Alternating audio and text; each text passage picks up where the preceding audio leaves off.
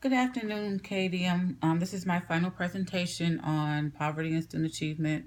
I was working on my residency at North Oakland Community Charter School, which is predominantly, it's not a Title I school.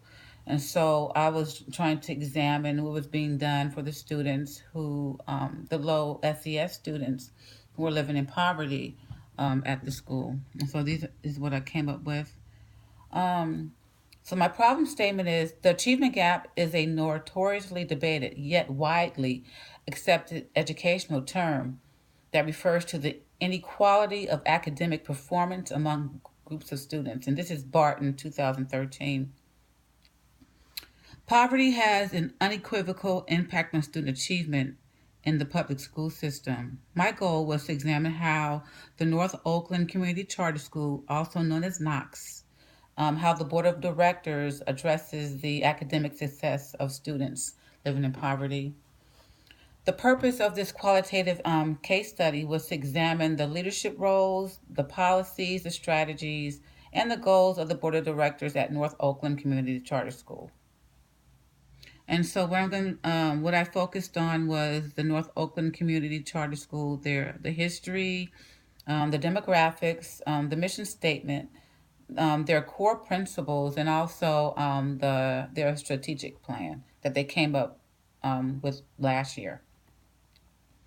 So the history of North Oakland Community Charter School, the school opened in the fall of 2000 with a one-room kindergarten slash first grade class. By 2006, with the support from the North Oakland Community Charter School parents, the school expanded to fifth grade. In the fall of 2010, North Oakland Community Charter School began serving grades 6 through 8 as well. And so currently, Knox serves over 230 students from Oakland, with the majority of them living in the Longfellow Linden Park neighborhood area, which is part of West Oakland. It covers a large part of West Oakland. So as of 2015, the school enrollment has 17.3% Black or African American students, 0.9 Asian students, 8.4 Hispanic or Latino students. The majority of the students who attend North Oakland Community Charter School are white. 32% of the students are two or more races. Now, the school has approximately 22.3 socioeconomically disadvantaged students. There's 7.1 ELL students, and with a total of 12% students with disabilities. So the North Oakland Community Charter School's mission statement is the school is a public school dedicated to helping students become thoughtful, informed, and inquisitive citizens. Knox is a vibrant, diverse learning community driven by the respect for each child's unique intelligence and history. So that mission statement is really important to the school. That's one thing that I learned since I've been there that they thrive on. The school has 10 core principles. So the founders of the school of North Oakland Community Charter School, which were included educators and parents, they developed 10 core principles that anchor and guide the school community.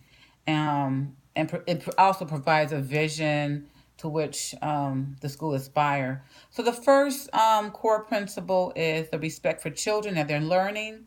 The second one is high expectations. The third is a caring community of learners. The fourth principle is valuing diversity. The fifth one is connections to the world. The sixth one is a commitment to equity. The seventh one is families' contributions. The next one is respect for teachers and learning. I'm sorry, for teachers and teaching. The ninth one is creativity. And the last one is teaching for understanding. So the board of directors last year came up with a strategic plan, and this guides the school in regard to the achievement gap. And this again, this was only it only was implemented last year. So one of the basic foundation of this strategic plan that was implemented by the board of directors is to eliminate the achievement gap that currently exists between African American, Hispanic, Latino students, as well as the economically disadvantaged students and their peers. Another core focus of the strategic plan is to develop, implement, and support and I'm sorry, to develop, implement, support, and sustain a response to intervention. Also, a full inclusion special education program that provides increased resources for struggling students. Another part of the plan is to identify, implement, and effectively use assessment systems, which includes interim assessments as well as portfolios. Another aspect of the strategic plan is supporting culture equitable culture and the conditions that lead to the excellence for all students. So my literature review, factors relating to poverty has been analyzed by educational researchers to explain why some students attain higher levels of academic achievement than others. Um, a review of the I'm sorry, a review of relevant literature related to socioeconomic status will help stakeholders and researchers understand the linkages between poverty and student achievement in order to eradicate the wide achievement gap that currently exists, separating affluent students from those who are living in poverty. So, the three themes that I came up with for my literature review, the first one is how poverty is measured. The link between poverty and education can be seen in all educational levels. From the earliest stage, I'm talking about from preschool all the way up into to the 12th grade. So, from the earliest stage, pre primary education, poor Americans have a disadvantage. And again, this starts in preschool. According to Friedman 2012, he found that children of parents earning less than $15,000 a year have a pre primary enrollment rate about 20% lower than children of parents that earn more than $50,000 a year. My second theme is focusing on race.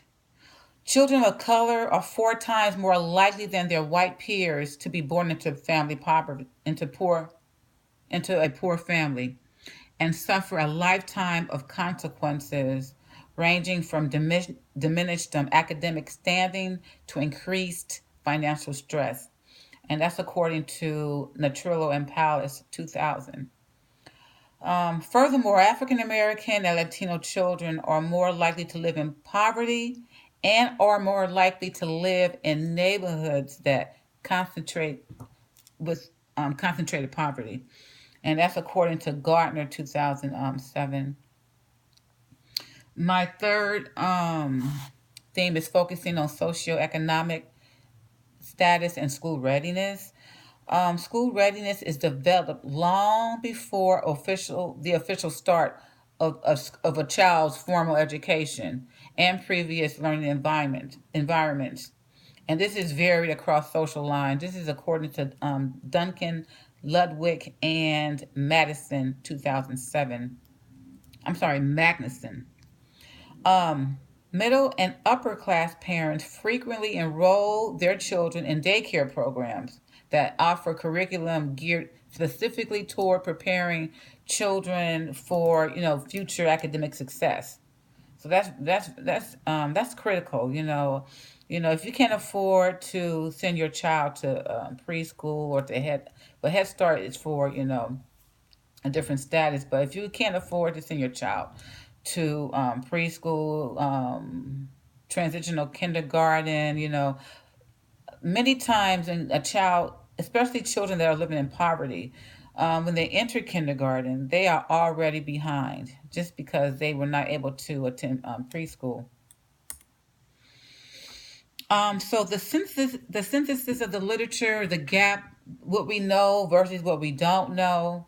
We know that poverty has an impact on student achievement. However, what are the characteristics? And see, this is what was what I was trying to examine. What are the characteristics of a school that has a population not 90-90-90, but 20-20-90, which focuses on, which means, 20% of the students are students of color, um, 20% of the students qualify for free and reduced lunch, whereas 90% of the students, they meet the state and district academic expectations.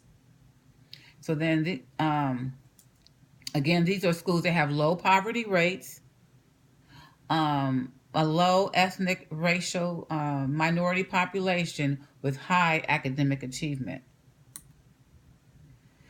Um, so my study is intended to assist educators and administrators who are called to answer the federal mandate to educate all students, regardless of their circumstances.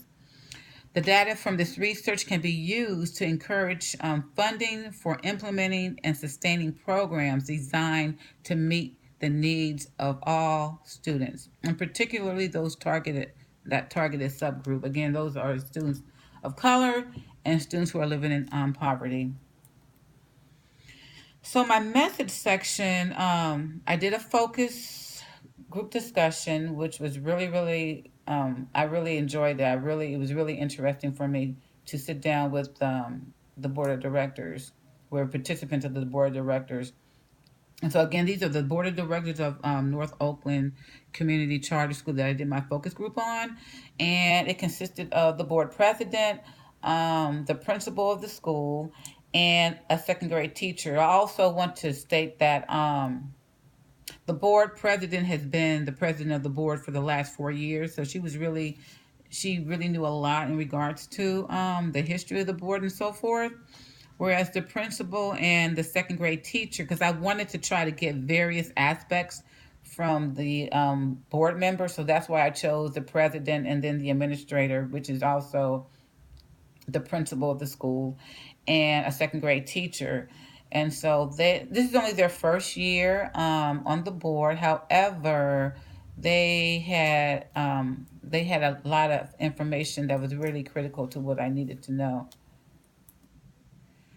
So my central research question was, what role does the Knox Board of Directors play in creating and enacting high performance goals and expectations for low socioeconomic status students?